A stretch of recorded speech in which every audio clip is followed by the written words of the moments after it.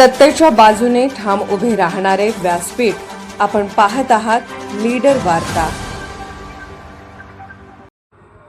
सांगलीत मोठा कट उधळला। खुनाच्या तयारीत असलेले तिघे आरोपी पिस्तूलसह जेरबंद।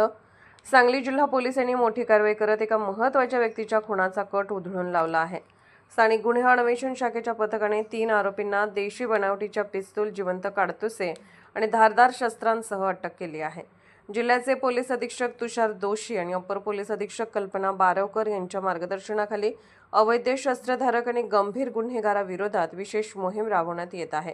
त्यानुसार पोलीस उपनिरीक्षक महादेव पवार यांच्या पथकाला गुप्त माहिती मिळाली होती की काही इसम सांगलीतील एका महत्त्वाच्या व्यक्तीच्या खुनाची तयारी करत आहेत।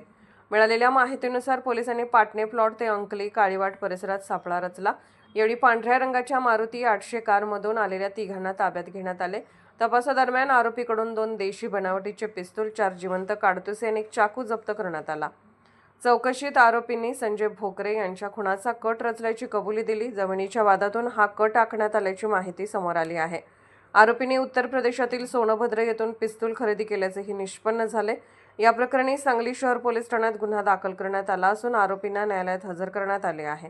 न्यायालयाने त्यांना 11 मे 2026 पर्यंत पोलीस कोठडी सुनावली आहे। पोलीस निरीक्षक अरुण सुगावकर यांच्या मार्गदर्शनाखाली पोलीस उपनिरीक्षक सागर होळकर पुढील तपास करत आहेत।